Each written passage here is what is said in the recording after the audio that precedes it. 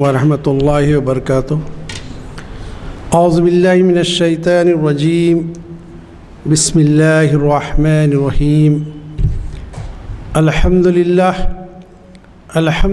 رب العالمین، والصلاة والسلام علی رسولہ النبی الکریم وعلی آلہ واصحابہ اجمعین۔ اما بعد، محترم سامعین و ناظرین عظام، یہ جو ہے جمادی الآخر یا جمادی الثانی جس کو کہتے ہیں، اس کی 22 تاریخ کو صادق الامین صدیق اکبر حضرت ابوبکر صدیق رضی اللہ تعالیٰ عنہ کی وفات کا دن تھا، اور اس مہینے کی مناسبت سے عنوان دیا گیا۔ لیکن اتفاق یہ کہ جو ہے رجب کا مہینہ شروع ہو چکا ہے، لیکن جہاں تک ان کے تذکرے ہے وہ بڑے اہمیت کے حامل ہیں۔ یہ تحفظ شریعت کے پہلے علمبردار عنوان دینے کی وجہ یہ ہے کہ حضور اکرم صلی اللہ علیہ وسلم کی ذات مقدسہ و بابرکت ذات وہ ہے جو دین اسلام اور اس کی جو شریعت ہے، اور ایسی شریعت جو قیامت تک نافذ و عمل رہنے والی ہے، اسی کے احکام چلنے والے ہیں قیامت تک، وہ شریعت لے کر آپ تشریف لائے، اور آپ کی حیات طیبہ میں آپ نے اس کے پیغام کو عام کیا، لوگوں نے قبول کیا، پھر اس شریعت کے مطابق ایک ایسا بے مثال جو ہے معاشرہ تشکیل پایا، جس کی مثال ہم مدینہ کے اسٹیٹ میں، مدینہ منورہ میں ہم دیکھتے ہیں۔ لیکن پہلے ہی دن سے جس وقت نبی صلی اللہ علیہ وسلم نے نبوت کا اعلان کیا، جس ذات بابرکت نے شروع سے لے کر آخر تک اس شریعت کی تبلیغ، اس دین کی اشاعت اور اس کے نفاذ اور اس کی حفاظت کے لیے جو قربانیاں دی، وہ کسی اور صحابی رسول میں باتم موجود نظر نہیں آتی۔ یقیناً ہر صحابی رسول کا مقام اور مرتبہ انفرادی اور بہت بلند ہے، ہم کسی کو کمپیئر کر کے نہیں بتا سکتے کہ ان کا مقام یہ، ان کا مقام یہ، لیکن حضرت ابوبکر صدیق رضی اللہ تعالیٰ کا جو مقام ہے وہ منفرد نظر آتا ہے۔ نبی کریم صلی اللہ علیہ وسلم نے ارشاد فرمایا کہ میں نے جس کے سامنے بھی دین پیش کیا، اسلام کی دعوت دی، اس نے کچھ سوالات کیے یا کچھ تردد کیا، پش و پیش کیا اسلام قبول کرنے میں، لیکن ابوبکر وہ ہے جس نے میرے کہتے بھی ہی فوراً ایمان لا لیا اور کسی چیز کی سوال بھی نہ کرے کیسے، اس لیے آپ کا لقب صدیق ہو گیا۔ پھر مکے کی حیات طیبہ میں ہم دیکھتے ہیں کہ وہاں تو یہ حال تھا کہ ظلم و ستم کے پہاڑ توڑے جاتے تھے، اور مشکل تھا کہ جو ہے بہت سارے صحابہ اکابر وہ ہیں جنہوں نے علل اعلان اپنی ایمان کا کئی برس تک اعلان بھی نہیں کیا، اور حضرت نے ان کو اجازت بھی دی کہ تم اگر چاہو تو نہ اعلان کرو۔ لیکن حضرت ابوبکر صدیق رضی اللہ تعالیٰ عنہ نے کہ جب ایمان لائے، پہلے ہی دن سے آپ جو ہے اس دین کی اشاعت، اس شریعت کی تعلیمات کو عام کرنے میں لگ گئے، اور آپ اندازہ لگا لیجئے کہ ان کی کوششیں کیسی رہی ہوں گی کہ عشرہ مبشرہ کے 6 صحابیہ وہ ہیں، صحابہ کرام رضوان اللہ تعالیٰ اجمعین، جو آپ کی دعوت پر، آپ کے کہنے پر اسلام میں داخل ہوئے۔ 10 میں سے 6، 1 2 4 نہیں، تو یہ بڑا آپ کی کوششیں، بڑی قربانیاں ہیں۔ اور جو اس وقت اسلام لائے، 40,000 جو ہے درہم آپ کے پاس تھے، اور عرب میں کپڑے کے بڑے تاجر سمجھے جاتے تھے۔ کئی موقعوں پر آپ نے اپنے پیسے سے غلاموں کو جن پہ ظلم و ستم ہوتا تھا چھڑایا، اور بلال حبشی کو آپ نے چھڑایا، میں اس سے پہلے جمعے میں بھی واقعہ عرض کر چکا ہوں۔ بہرحال یہ کہ جو ہے اور بھی بہت سارے غلام ہیں جن کو چھڑایا، اور آپ کی رقم، آپ کا مال آپ نے جو ہے دین کی اشاعت کے لیے وقف کر دیا، قربان کر دیا۔ جو صحابہ کرام تھے مکے میں، ان پہ جو ظلم و ستم ہوتا ہی تھا، لیکن نبی کریم صلی اللہ علیہ وسلم پر بھی جو ہے حضرت ابو طالب اور بی بی خدیجۃ الکبریٰ کے دنیا سے رخصت ہونے کے بعد ایسا محسوس ہوتا ہے کہ آپ کو جو ہے تکلیفیں دینے کی انتہا مکے والوں نے شروع کی، اور عقبہ ابن معیط نامی شخص نے گلے میں رومال ڈال کے کھینچا، نبی صلی اللہ علیہ وسلم کی آنکھیں باہر آ گئی، ایسا محسوس ہوتا ہے سانس اکڑ رہی ہے۔ حضرت ابوبکر صدیق اور کسی نے اطلاع دی، آپ آ کے اپنے کونیوں سے مار مار کے لوگوں کو ہٹائے، اور لوگ سب حضور کو چھوڑ دے کے حضرت ابوبکر پہ ٹوٹ پڑے، لہو لعان زخمی ہو گئے اور زخموں سے چور ہو کر بے ہوش ہو گئے۔ خاندان والے آئے، تلواریں نکال لی اور کہا کہ ان سرداروں کا بتایا جائے گا جنہوں نے ابوبکر کا یہ حال کیا۔ ہوش آیا کچھ گھنٹوں کے بعد، سب سے پہلے لوگوں نے پوچھا آپ کیسے، تو بتاؤ، انہوں نے کہا کہ بتاؤ میرے نبی پہ میرے رسول صلی اللہ علیہ وسلم کیسے ہیں۔ تو سو لوگ جو جمع ہوئے تھے آپ کی محبت میں، کیونکہ ایمان نہیں لائے تھے، وہ کافر تھے، تو وہ پورے کے پورے جو وہاں سے منتشر ہو گئے، آپ کو تنہا چھوڑ دیا۔ بہت سارے واقعات ہیں۔ پھر آپ سے ان کی والدہ نے کہا کہ آپ کھانا کھائیے، تو آپ نے کہا جب تک میں نبی صلی اللہ علیہ وسلم کا چہرہ اقدس کو نہ دیکھ لوں مجھے سکون آنے والا نہیں میں کھا۔ اور جو ہے عمر بن خطاب کی بہن اور آپ کی والدہ نے آپ کو سہارا لے کر لے گئے حضور کے پاس، اور حضور اکرم صلی اللہ علیہ وسلم کو جب دیکھا تو اس وقت کہا کہ یا رسول اللہ اب مجھے اطمینان ہوا۔ حضور نے جو چہرہ دیکھا تو ان مشرکین کے لیے بد دعا کی اور کہا کہ یہ ہلاک ہو جائیں جنہوں نے تمہاری یہ حالت کی، چہرہ بدل گیا تھا، اتنا مارا لہولان کیا تھا، لیکن یہ کہ جو اوپ بھی نہیں کیا۔ عزیزان گرامی، خود مکی زندگی میں بے شمار واقعات ہیں، لیکن میں اصل یہ پہلے علمبردار میں نے یہ عنوان کیوں دیا، اس کے اوپر میں آنا چاہتا ہوں۔ تو تھوڑی سی باتیں جو ہے ہجرت کی آپ کے سامنے آپ سنتے رہتے ہیں کہ جب سب مدینہ منورہ جانے لگے حضور کی اجازت سے، صحابہ اکرام مکے کے، تو حضور اکرم صلی اللہ علیہ وسلم سے حضرت ابوبکر صدیق نے آ کے دریافت کیا رضی اللہ تعالیٰ عنہ کہ مجھے بھی اجازت دی جائے، تو آپ نے کہا کہ نہیں تم ٹھہرو۔ تو ابوبکر صدیق رضی اللہ عنہ سمجھ گئے کہ شاید حضور وسلم میرے ساتھ ہجرت کرنا چاہتے ہیں۔ 2 اونٹیوں کو تیار کیا، کھلایا پلایا تاکہ وہ تیز چل سکیں، توانگر رہیں، اور جب وقت آیا تو حضور صلی اللہ علیہ وسلم نے اطلاع دی، مکان پہنچے تو پھر آپ نے رات میں وہاں سے کوچ کیا، تو ابوبکر صدیق رضی اللہ تعالیٰ ساتھ تھے۔ پھر ہم دیکھتے ہیں کہ غار ثور کے قریب پہنچنے کے بعد جب آپ نے دیکھا کہ 2 قدموں کے نشان آ رہے ہیں جس سے یہ قافیہ شناس عرب جان لیں گے، تو آپ نے اپنے دونوں مونوں پہ حضرت ابوبکر صدیق رضی اللہ عنہ حضرت ابوبکر صدیق نے حضور صلی اللہ علیہ وسلم کو اپنے مونوں پہ سوار کیا، اور وہ غار ثور کے پہاڑ کے اوپر چڑھائی پہ چڑھنے لگے، اور کہا جاتا ہے رکے نہیں اس وقت تک جب تک غار تک پہنچ گئے نہیں، اور حضور صلی اللہ علیہ وسلم اندر جانا چاہتے تو آپ نے روکا اور کہا کہ کوئی موذی جانور نہ ہو، پہلے میں جا کے دیکھتا ہوں۔ واقعات آپ سنتے رہتے کہ کیا حضور علیہ وسلم کیسے جانثاری کا جذبہ ہے۔ غار سے نکلے جب مدینہ منورہ جانے لگے تو حضور علیہ وسلم دیکھتے تھے کہ کبھی دائیں جاتے، کبھی بائیں، کبھی آگے پیچھے۔ تو آپ نے پوچھا ابوبکر یہ کیا معاملہ ہے؟ تو کہا کہ مجھے خطرہ ہوتا ہے کہ دائیں طرف سے کوئی حملہ آور ہوگا تو دائیں طرف جاتا ہوں، بائیں طرف سے کوئی حملہ آور ہوگا تو وہاں جاتا ہوں کہ کوئی آپ کو غضب نہ پہنچائے، پہلے میں اس سے نمٹ لوں، اور آگے اس لیے جاتا ہوں کہ آگے سے خطرہ محسوس ہوتا ہے تو آگے جاتا ہوں، پیچھے سے خطرہ محسوس ہو تو پیچھے جاتا ہوں۔ تو یہ جانثاری کا جذبہ، یہ کیفیت حضرت ابوبکر صدیق رضی اللہ تعالیٰ عنہ کی۔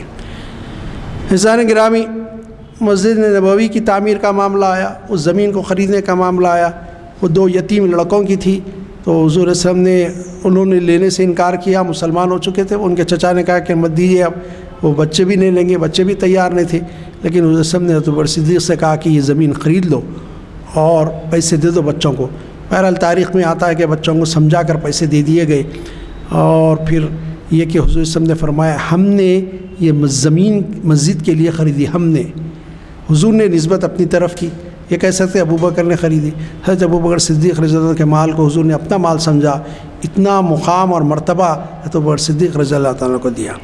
پھر جب وہاں سے نکل رہے تھے تو سارا مال لے لیا، خیال ہوا کہ خافہ جو ان کے والد ہیں وہ پوچھیں گے، ان کو یقین تھا کہ جو کیا چھوڑ کے گئے، تو آپ نے لے کے نکل گئے بی بی اسماء رضی اللہ تعالیٰ، جو ہے عبداللہ ابن زبیر رضی اللہ عنہ کی والدہ ہے، عشرہ مبشرہ کے صحابی زبیر ابن العوام رضی اللہ تعالیٰ ان کی اہلیہ محترمہ ہے۔ انہوں نے جو ہے ایک تھیلی میں پھترے رکھ کے کہا کہ یہ کچھ چیزیں ہیرے وغیرہ یہ رکھے گئے ہیں، جواہرات وہ بتانے کے لیے وہ ہاتھ لگا کے دیکھ کے کہا کہ ٹھیک ہے، حالانکہ کچھ چھوڑ کے نہیں گئے تھے، تو ساری کی ساری چیزیں۔ یہ معاملہ حضور اسم پہ جانثاری کا، فدائی کا شروع سے ابوبکر صدیق رضی اللہ عنہ کا رہا۔ عزیزان گرامی، غزوہ تبوک کا معرکہ آیا تو ہم سنے ہیں، پڑھے ہیں، دیکھے ہیں، سنتے رہتے ہیں کہ سارے کا سارا مال لا کے رکھ دیا۔ حد یہ ہو گئی کہ جو ہے جو بٹن تھے آپ کے بڑے قیمتی تھے کرتے کے، وہ بھی نکال کے دے دیے اور وہاں پر کانٹے لگا لیے۔ پھر جبریل امین تشریف لائے تو دیکھا کہ انہوں کرتا پہنے ہوئے اور کانٹا لگا ہوا ہے ببول کا۔ پوچھا یہ کیا معاملہ ہے؟ تو بولے اللہ کے حبیب صلی اللہ علیہ وسلم آج آپ کے حبیب کی اتباع میں اللہ نے سارے فرشتوں کو حکم دیا کہ کرتے پہنے اور اس کو کانٹے لگا لے بٹن کے بجائے۔ تو آپ دیکھیں گے کہ جو ہے زمین والے تو چھوڑ دیجیے، اللہ نے عرش والوں کو، عرش کے فرشتوں کو، ملائکہ کو، مقربین کو حکم دیا کہ تم آج جو ہے ہمارے حبیب کی محبت میں ان کی طرح کا لباس اوڑھ لیں۔ یہ مقام حضرت ابوبکر صدیق رضی اللہ تعالیٰ کا رہا ہے۔ سارا کا سارا مال لا کر دے۔ پوچھے گھر والوں کے لیے کیا رکھا؟ انہیں پوچھے کیا لائے؟ تو کہا اللہ اور اس کے رسول کو چھوڑ آیا۔ عزیزان گرامی، نبی کریم صلی اللہ علیہ وسلم کے دنیا سے پردہ فرمانے کے ساتھ ہی آپ اندازہ لگا سکتے ہیں کہ ایمان کا مرکز محور وہ ذات، محبت کا مرکز وہ محور وہ ذات جس پہ عملاً ماں باپ قربان کرنے کے لیے تیار، اولاد قربان کرنے کے لیے تیار، سارا مال و متاع صحابہ قربان کرنے کے لیے تیار، اور وقت آنے پر اپنے آپ کو بھی قربان کرنے کے لیے تیار۔ بے مثل اور بے مثال واقعات ایسے ہیں۔ غزوہ احد کے موقع پر بالخصوص صحابہ کی جو جانثاریاں ہیں وہ دیکھنے سے تعلق رکھتی ہیں کہ کوئی حضور کے اوپر گر گیا ہے تاکہ ان کی پیٹھ زخمی خود اپنی ہو جائے اور اس طرح محفوظ رہے، کوئی وہ ہے کہ سینہ سپر ہے، کوئی تیر آئے تو میرے سینے پہ لگے حضور کو کچھ نہ ہو جائے۔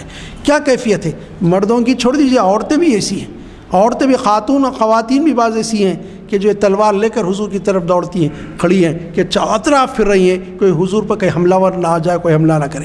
تو یہ صحابہ اور صحابیات کا معاملہ رہا کہ وہ ہمیشہ جو ہے قربان ہونے کے لیے تیار رہے۔ کسی نے حضرت علی رضی اللہ تعالیٰ سے پوچھا آپ لوگوں نے میں سب سے بہادر قوم تھے؟ تو ایک مرتبہ حضرت علی نے فرمایا ہم نے ابوبکر کو پایا۔ حالانکہ ابوبکر صدیق رضی اللہ تعالیٰ نرم گفتگو، رقیق القلب، بڑے غریبوں کے پروردہ اور خیر خیرات کرنے والے اور بہت نرم مزاج، لیکن دین کے بارے میں، دین کے تحفظ کے بارے میں، نبی اسلام کی حفاظت کے بارے میں تلوار لے کر تھنا کھڑے ہونے والوں کا نام ابوبکر صدیق ہے۔ پھر نبی کریم صلی اللہ علیہ وسلم کی دنیا سے رخصت ہونے کے ساتھ ہی صحابہ کا جو معاملہ تھا ان کا اللہ سے تعلق بذریعہ حضوری تھا۔ اللہ کی وحدانیت کا اقرار حضور کی دعوت پر کیا تھا۔ حضور نے فرمایا تھا معراج کے موقع پر کہ میں اللہ سے ہم کلام ہو کر آیا ہوں، تو جو اس وقت ابو جہل نے جھٹلانے کی کوشش کی اور حضرت ابوبکر صدیق کو توڑنے کی کوشش کی، تو آپ نے یہ پوچھا کہ یہ پہلے کس نے یہ واقعات بتائے؟ تو کہا کہ آپ کے دوست نے۔ تو کہا اگر وہ کہے تو میں کہتا تصدیق کرتا ہوں کہ سچے ہیں۔ اسی وقت صدیق اکبر کا خطاب دیا گیا۔ اب صدیق سے صدیق اکبر کا خطاب دیا گیا، سچائی کی تصدیق کرنے والا سب سے بڑا، یہ ان کا معاملہ تھا۔ پھر صحابہ پر ایک کیفیت طاری ہو گئی، ظاہر عشق و محبت کا بھی مرکز ہے، ایمان کا بھی مرکز ہے حضور کی ذات، وہ اب دنیا میں تشریف نہ لائے، اور اول العزم، بڑے جری، بڑے بہادر، بڑے شجیع سمجھنے والے حضرت عمر بن خطاب رضی اللہ تعالیٰ عنہ کی کیفیت بھی بدل گئی۔ میان سے تلوار نکال لیے، تاریخ اور احادیث کی کتابوں میں واقعات ملتے ہیں، اور کہا کہ حضور گئے ہیں پھر آنے والے ہیں۔ اگر کسی نے کہا حضور مر گئے، موت آ گئی ہے، اس کا سر تن سے جدا کر دوں گا۔ اس قسم کی باتیں ایک کیفیت طاری ہے، اور ایسا سناٹا طاری ہے، حضرت عمر کی آواز کے سوا کوئی آواز نہیں سنتی۔ کیفیت یہ ہے کہیں رو رہے ہیں، کہیں ہچکیاں لگی ہوئی ہے صحابہ کو، کوئی کونے میں بیٹھ گیا ہے، کوئی نماز میں ٹھہر گیا ہے، کوئی دعائیں کر رہا ہے، سمجھ سے باہر معاملہ ہے۔ حضرت ابوبکر صدیق قریب نہیں تھے، ان کی اطلاع بھی، وہ آئے ہیں اور لوگوں نے بتایا کہ عمر اس قسم کی بات کر رہے ہیں۔ تو حضرت عمر کا ہاتھ پکڑ کے کھینچا، حضرت عمر ہٹنے کے لیے تیار نہیں تھے، سیدھا حجرے میں گئے۔ حضور ایک قسم کے چہرے پہ جو چادر تھی اس کو ہٹایا، پیشانی کو بوسہ دیا، کہا کہ 2 موتیں آپ پر جمع نہیں ہو سکتی۔ پھر باہر آئے اور حضرت عمر کو روکنے کی کوشش کی۔ حضرت عمر وہی باتیں کہی جا رہی، کوئی اگر بولا تو سر تن سے جدا کر ڈالوں گا، اور کسی کی ہمت نہیں کہ حضرت عمر رضی اللہ تعالیٰ کو روکے۔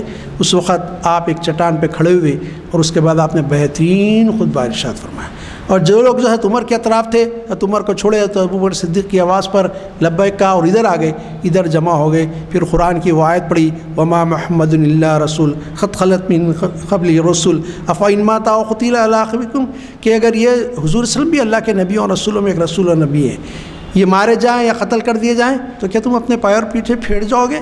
اور جو پھر جائے گا دین سے وہ اپنا نقصان آپ کرے گا۔ پھر فرمایا سن لے، جو محمد صلی اللہ علیہ وسلم کی عبادت کرتا تھا کہ محمد صلی اللہ علیہ وسلم دین انتقال کر چکے ہیں، اور جو اللہ کی عبادت کرتا سن لے اللہ ہی ہے، وہی ہے، اللہ زندہ ہے اور اسی کی عبادت کرنا ہے ہم کو۔ اس قسم کا واضح آپ نے فرمایا تو لوگوں کو محسوس ہو گیا کہ یہ اس وقت کوئی ذات سنبھال سکتی ہے مسلمانوں کے، وہ تو حضرت ابوبکر صدیق کی ذات تھی۔ پھر اس کے بعد خلافت کا معاملہ آیا تو آپ نے ابو عبیدہ بن الجراح اور حضرت عمر کا نام لیا، لوگوں نے آپ کے ہاتھ پر بیعت کی، اس طرح با اتفاق آرا آپ پہلے خلیفہ بن گئے۔ عزیزان گرامی، یہاں پر میں ایک بات عرض کرنا چاہوں گا، خلافت کی ذمہ داری لینا اتنا مشکل نہیں تھا، اس کو نبھانا بہت مشکل تھا۔ وجہ یہ تھی کہ ہم سورہ نصر میں پڑھتے ہیں جب فتح مکہ ہوا تو کیفیت یہ ہوئی، قرآن خود گواہی دیتا ہے اس کی، اعوذ باللہ من الشیطان الرجیم، بسم اللہ الرحمن الرحیم، وَرَأَيْتَ النَّاسَ يَدْخُلُونَ فِي دِينِ اللَّهِ أَفْوَاجًا۔ کب ہوا یہ؟ اِذَا جَاءَ نَصْرُ اللَّهِ وَالْفَتْحُ وَرَأَيْتَ النَّاسَ يَدْخُلُونَ فِي دِينِ اللَّهِ۔ جب اللہ کی فتح و نصرت آ گئی، مدد آ گئی، تو آپ دیکھو گے کہ لوگ فوج در فوج، گروہ در گروہ اسلام میں داخل ہوں گے۔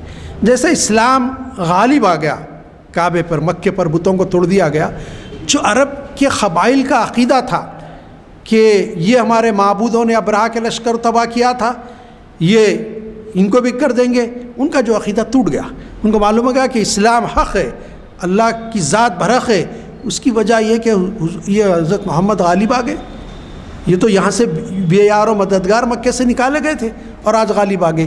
دین کی صداقت، دین کی سچائی، اسلام کی دعوت کی صداقت، اس کی حقانیت ان کے ذہنوں میں پیوست ہو گئی اور انہیں بغیر سوچے سمجھے اسلام میں داخل ہونا شروع ہو گئے۔ گروہ در گروہ، قبیلے در قبیلے آتے ہیں اور حضور اسلام کے ہاتھ پہ ایمان لاتے ہیں۔ ظاہر ان کا اصول تھا، وہاں نظام حکومت نہیں تھا عربوں میں، عربوں کا مزاج یہ تھا کہ قبائل کی بنیاد پر ان کا نظام چلتا تھا، حکومت نہیں تھی، کوئی بادشاہ نہیں تھا۔ ہر قبیلے کا سردار اپنے مقام پہ ایک بادشاہ تھا، اور کسی کے قبیلے کے سردار نے کسی کو پناہ دی، سارے قبائل اس کا احترام کرتے، ورنہ لڑائی جھگڑے ہوتے، فساد ہوتا۔ تو یہ نظام تھا۔ اب انہوں نے کبھی ٹیکس نہیں دیا، کوئی بادشاہ نہیں تھا، کسی رقم نہیں دی کچھ۔ اب یہاں پر معاملہ تھا کہ نبی کریم صلی اللہ علیہ وسلم نے زکوٰۃ کے وجوب کے بعد، واجب ہونے کے بعد حضور نے زکوٰۃ وصول کرنا شروع کی، تو اب ان کو یہ محسوس ہوا کہ 2.5% ٹیکس کے برابر ہم دے رہے ہیں، سالانہ دینا ہے۔ تو بعض قبائل تو دین میں آ گئے تھے، لیکن پیسہ دینے کے لیے ان کو یہ ہوتا تھا کہ حضور کے ڈر سے تو دیتے تھے، اب ان کو یہ ہوگا کہ اب حضور کے رہے نہیں دنیا میں، تشریف نہیں فرمائے، تو ڈر نکل گیا، تو انہوں نے زکوٰۃ دینے سے انکار کیا۔ اور سب سے پہلا خلیفہ بننے کے بعد جو معاملہ پیش آیا وہ معاملہ تھا جیش اسامہ کا۔ ایک طرف سے اطلاع رہی کہ فلاں قبیلہ نکل رہا ہے اسلام سے، فلاں قبیلے نے زکوٰۃ دینے سے انکار کر دیا ہے، دوسری طرف سے اطلاع کہ فلاں قبیلے کا سردار بالخصوص مسلمۃ الکذاب، اس نے جھوٹی نبوت کا دعویٰ کیا، اس سے لڑنا ایک بڑا لشکر لگ جانا پڑتا، بہت مشکل ہے۔ کیفیت یہ اس وقت جو ہے صحابہ نے مشورہ دیا حضرت ابوبکر صدیق رضی اللہ تعالیٰ عنہ کو کہ آپ جیش اسامہ کو روک دیں جانے سے، اس لیے کہ ابھی عرب کی حالت ٹھیک نہیں ہے، باہر کہاں بھیجیں گے عرب سے لڑنے کے لیے، آپ مت بھیجیں ان کو۔ حضرت ابوبکر صدیق نے، کیونکہ مشورہ دینے والے آپ کے مشیر تھے اور بڑے اکابر صحابہ میں سے تھے، آپ نے کہا کہ چاہے کچھ ہو جائے، جس کو اللہ کے نبی صلی اللہ علیہ وسلم نے تیار کیا اور روانہ کرنے کا حکم دیا، میں اس کو روک نہیں سکتا۔ وہ ایک منزل تک گئے، ان کو اطلاع ملی حضور دنیا سے پردہ فرمائے، رک گئے، اس میں سے بعض آئے بعض رکے رہے، تو حکم دیا اور ان کو پھر جانے کے لیے کہا، وہ کچھ کر گئے۔ ظاہر ایک بڑا قافلہ مسلمانوں کا، فوج علیحدہ نہیں ہوتی تھی، یہی تھے جو فوجی بن کے لڑتے تھے جا کے، اب چلے گئے ہیں۔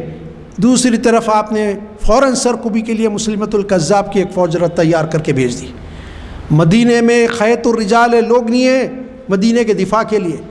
اب مسئلہ یہ ہوا کہ آپ نے ارادہ کیا کہ ان کی سرکوبی کروں گا جو زکوٰۃ دینے سے انکار کرتے ہیں، زکوٰۃ دینے سے انکار کرتے ہیں۔ عزیزان گرامی، یہ ہوا کیوں؟ ہم قرآن مجید کی آیت دیکھیں گے تو پتہ چلے گا کہ جب ان لوگوں نے ایمان لایا تو اس وقت قرآن مجید نے ان سے کہا، اللہ نے فرمایا، کیا فرمایا؟ قالت الاعراب آمنا قل لم تؤمنوا ولکن نقول اسلمنا۔ اللہ فرماتا ہے ولما يدخل الايمان في قلوبكم، اعرابی کہتے ہیں کہ ہم ایمان لائے۔ یہ جو نئے نئے قبائل تھے بدو وہ جو ایمان لا لیے تو کہتے ہیں آپ کہہ دیجئے کہ تم تو ایمان نہیں لائے، بلکہ تم یوں کہو کہ ہم اسلام میں داخل ہو گئے، ہم نے اطاعت قبول کی ہے، اور تمہارے دلوں میں ابھی ہرگز ایمان داخل نہیں ہوا۔ یہ اللہ فرما رہا، ایمان تو اترا نہیں دل میں۔ ہمارے بھی کیفیت کہیں ایسی نہیں ہے، ہم غور کر کے دیکھیں باپ دادا مسلمان تھے، ہم بھی مسلمان ہیں، ایمان اس درجے کا ہمارے میں ہے نہیں۔ یہ ان سے کہا گیا کہ دیکھو تم کہو مسلمان ہو گئے، تم ایمان والے نہیں ہو، ایمان نہیں آ۔ تو اب کیفیت کیا ہو گئی کہ کیفیت یہ ہو گئی تھی، وہاں یہ تھا کہ ورائت الناس يدخلون في دين الله افواجا، اب یہ ہوگا کہ کیفیت یہ ہوگی یخرجون فی دین اللہ افواجا، اسلام کے دین سے ایسے نکل رہے ہیں جیسے فوج در فوج، گروہ در گروہ نکل رہے ہیں۔ یہ کیفیت ہو گئی۔ اس وقت اسلامی مملکت کو سنبھالا دینا بڑی لازم کی بات تھی۔ اب جب آپ نے زکوٰۃ وصول کرنے والوں سے زکوٰۃ کے لیے سرکوبی کرنے کا ارادہ کیا، جو دینے سے انکار کر رہے تھے، حضرت عمر رضی اللہ عنہ جیسے جلیل القدر صحابی بھی آ گئے، آ کے کہا امیر المومنین حالات بہت خراب ہیں، مدینے پہ کہیں قبیلہ حملہ کر دو تو حفاظت دفاع مشکل ہو جائے، آپ ابھی ان زکوٰۃ دینے سے جو انکار کریں ان کے لیے کچھ دن کے لیے ان کو ٹالیے اس معاملے کو۔ حضرت ابوبکر صدیق رضی اللہ تعالیٰ نے کیا فرمایا، بہت ہی بڑا الفاظ، بڑے اول العزمی کے اظہار، فرمایا عمر کیا ہو گیا، تم جب کفر میں تھے تو بڑے اشد تھے، اسلام میں آ کے کمزور ہو گئے ہو۔ کہا سن لو، لوگ حملہ کرتے ہیں مدینے پر اور ابو بکر کو قتل کرتے ہیں، ابو بکر کی لاش کو کتے لوچ لے جائیں، مجھے اس بات کی پرواہ نہیں ہے، لیکن کیا فرمایا، یتبدل الدین انا وہی، دین کو تبدیل کیا جاتا ہے اور میں زندہ ہوں، یہ ناممکن ہے۔ یہ اولو العزم کا اظہار فرمایا۔ اس کے بعد اعلان کیا کہ جو ہے جو نبی کریم صلی اللہ علیہ وسلم کی حیات طیبہ میں اونٹ کے ساتھ اونٹ کی باندھنے کی رس سے بھی زکوٰۃ میں دیتا تھا، وہ دینے سے انکار کرے گا تو ابو بکر اس سے بھی جہاد کرے گا، اس سے بھی قتال کرے گا۔ آپ دیکھیے کہ آپ کی نگاہیں دیکھ رہی تھی کہ تھوڑی سی رعایت دی جاتی، پھر ہر ایک کو موقع مل جاتا قیامت تک۔ حضرت ابو بکر جو صدیق اکبر ہیں، انہوں نے حالات کے لحاظ سے رعایت کی تھی، آپ نے رعایت نہیں کی۔ یہ پہلے علمبردار شریعت کے تحفظ کے بن کے اٹھے اور شریعت کا مکمل تحفظ آپ نے کیا، ان سے قتال کیا، ان سے بھی جہاد کیا، اور پھر جو ہے ان کو جو ہے آپ دیکھیے کہ جو ہے مجبور کیا کہ وہ زکوٰۃ دے اور اسلام پہ قائم رہے، کیونکہ پورے طور پہ مسلمان ایمان ان کے دلوں میں گیا نہیں تھا۔ ان کا معاملہ تھا قبیلہ کا سردار ایمان لایا، کیفیت یہ ہوتی تھی کہ پورا قبیلہ اسلام لا لیتا تھا، اس طرح وہ بھی آ گئے تھے۔ جب جو ہے مصعب بن عمر رضی اللہ تعالیٰ مدینہ پہنچے تو وہاں کے جو سردار ایمان لائے تھے، انہوں نے کہا یہ میرا سردار ہے خزرج کا سعد بن عبادہ، اگر یہ ایمان لاتا ہے تو بڑا قبیلہ مدینہ کا ایمان لا۔ آپ نے ان کو دعوت دی، ایمان لا لیے۔ پھر انہوں نے کہا میں کیا کروں، تو کہا آپ نے کہا آپ اپنے قبیلے کو بلا کے دعوت دی۔ انہوں نے کہا کہ تم مجھے کیسا پاتے ہو، سعد بن عبادہ نے رضی اللہ تعالیٰ۔ انہوں نے کہا کہ آپ بڑے علم والے ہیں، قابل ہیں، بہادر ہیں، شجیع ہیں۔ تو آپ نے کہا کہ میں اسلام قبول کر چکا ہوں، میں تم کو دعوت دیتا ہوں اسلام قبول۔ پورے کے پورے اسلام میں آگے، ایک دو کو چھوڑ کے پورا قبیلہ۔ تو پہلے کا طریقہ یہ تھا کہ یہ سردار جب ایمان لائے تو قبائل آئے تھے، لیکن دین ان کا پورے دلوں میں بھی اترا نہیں تھا۔ اب مسئلہ تھا مسلمۃ الکذاب کا، ایک بڑا لشکر، کیونکہ اس کا بہت طاقتور تھا، بڑا قلعہ تھا، بڑی فوج اس کے ساتھ تھی، کافی لوگ تھے اس کے ساتھ، تو ایک لشکر تیار کر کے اس کی طرف بھیجا گیا، اور روایتوں کے مطابق 500، بعض روایتوں میں 700 حافظ قرآن اس جنگ میں شہید ہوئے۔ مسلمۃ الکذاب تو مارا گیا، ختم ہو گئی، اس کی جھوٹی نبوت کا دعویٰ جو کرا تھا ختم کر دیا گیا، لیکن مسلمانوں کا بھی کافی نقصان ہوا، کافی نقصان ہوا۔ اب صحابہ کو فکر ہوئی، بالخصوص عمر بن خطاب رضی اللہ تعالیٰ عنہ کو، کہ قرآن مجید جو سینوں میں ہے کتابی شکل میں تھا نہیں، صحف میں کتاب کی شکل میں لکھا ہوا نہیں تھا، سیدھا سیدھا تھا، کہیں اونٹ کی کھال پہ لکھا ہوا ہے، کہیں پتوں پہ لکھا ہوا ہے۔ تو آپ نے کیا، پھر آپ نے آخر میں جو ہے حضرت ابوبکر صدیق کا اللہ نے سینہ کھول دیا، اور آپ نے کمیٹی بنائی جو اکابر حافظ صحابہ تھے، اور پھر ان کو کہا کہ 2 لوگ جب تک گواہی دیں نہ کسی کی آیت کے بارے میں، اس آیت کو کتاب میں نہ لے جائے، ایک آیت چھوڑ کر جس کو حضرت حذیفہ ابن الیمان نے گواہی دی تھی، حضور نے فرمایا اس کی گواہی 2 کے برابر ہے۔ وہ حدیث ان کو سنائی گئی تو آپ نے فوراً قبول کر لیا، وہ آیت بھی قرآن مجید میں لے لی گئی، قرآن مصحف کی شکل میں قیامت تک کے لیے کتابی شکل میں حفاظت میں آ گیا۔ یہ بھی حضرت ابوبکر صدیق رضی اللہ تعالیٰ کا بڑا کارنامہ، بڑا کام ہے۔ عزیزان گرامی، جیسے ہی حالات تھوڑا نارمل ہوئے، آپ کا بہت کم عرصہ، جتنے خلفاء ہیں چاروں خلفائے راشدین، حضرت حسن کو چھوڑ کے 5ویں خلیفہ کو، یہ 4 خلفائے راشد میں سب سے کم دور چاروں خلفاء میں حضرت ابوبکر صدیق کا ہے، 2 سال کچھ مہینے۔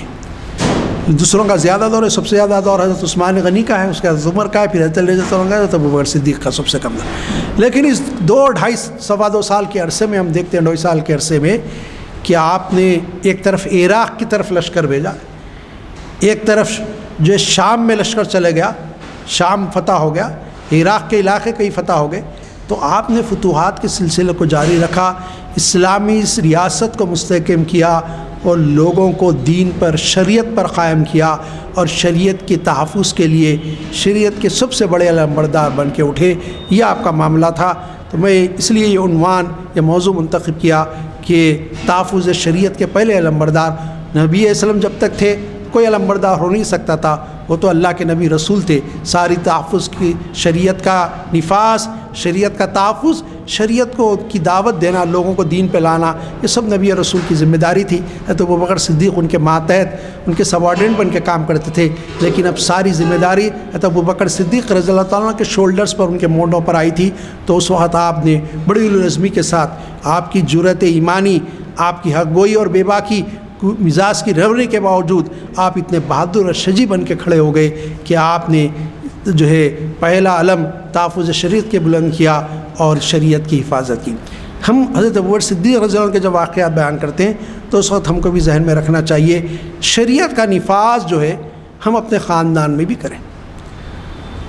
ہاں بولنا تو نہیں چاہیے، لیکن یہ ہوتا ہے کہ بہت سارے خاندان کے احباب ایک زمانے تک میرے سے ناراض رہتے تھے۔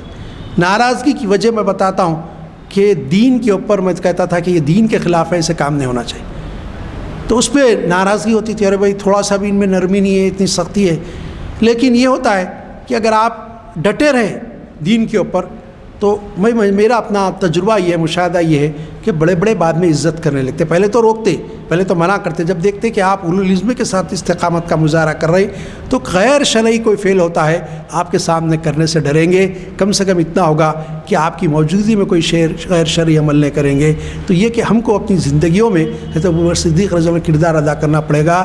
شریعت کے معاملے میں باپ ہو، ماں ہو، بیٹا ہو، بیٹی ہو، قریبی کوئی بھی رشتہ دار ہو، بیوی ہو، عورت ہے تو شوہر ہو، یہ نہ دیکھیں میرا شوہر ہے، محبت کے ساتھ شریعت کی جو تعلیم ہے وہ دیں، اور کوشش کریں کہ غیر شرعی چیزوں کو اپنے گھروں میں سے، اپنے معاملات میں سے، بالخصوص اپنے شادی بیاہ کے رسم و رواج میں سے ان چیزوں کو نکالا جائے۔ کچھ جو غیر شرعی کام ہوتے اس سے پرہیز کیا جائے، لوگوں کو نصیحت کی جائے۔ اگر آپ روکنے کی ہمت نہیں رکھتے تو کم سے کم زبان سے کہا جائے یہ صدیق اکبر کی کردار ہے، اور اگر ہم صدیقی بننا چاہتے ہیں تو پہلے مومن اول ہیں، تو ان کے راستے پہ چلنا چاہتے ہیں تو ہم کو حق گوئی اور بے باکی کے ساتھ حق گوئی کو بیان کرنا پڑے گا، حق کی بات کو رکھنا پڑے گا۔ یہ کوشش ہم کو کرنی پڑے گی، کیونکہ عزا کا وقت بھی قریب ہے۔ اللہ تعالیٰ سے دعا ہے کہ مالک حضرت ابوبکر صدیق کی جو صداقت اور شجاعت اور العزمی تھی تحفظ شریعت کے معاملے میں، مالک وہ کیفیت ہم میں بھی کچھ اس کا اثر پیدا فرما دے۔ اس ملک میں شریعت کو مٹانے کی اور تعلیمات شریعت کی تعلیمات کو مسخ کرنے کی جو کوششیں ہو رہی، مالک اس کے تحفظ کے لیے ہم سے کام لے لے، ہم میں ہمت اور حوصلہ عطا فرما، ہم کو اور ایک نیک بنا دے۔ مالک رحم کے کرم کے معاملے فرما، آپ کے پیارے حبیب احمد مصطفیٰ وسلم کی محبت جس طرح صحابہ اکرام بالخصوص حضرت ابوبکر اور رضی اللہ عنہ اور خلفائے راشدین میں تھی، وہ کیفیت ہمارے دلوں میں بھی پیدا فرما دیجیے۔ اب تک دنیا میں زندہ رکھیے، اسلام پر زندہ رکھیے، ہم سب کا خاتمہ ایمان پر فرمائیے۔ صلی اللہ تعالیٰ علی خیر خلق محمد وآلہ وصحبہ اجمعین برحمتک یا ارحم الراحمین۔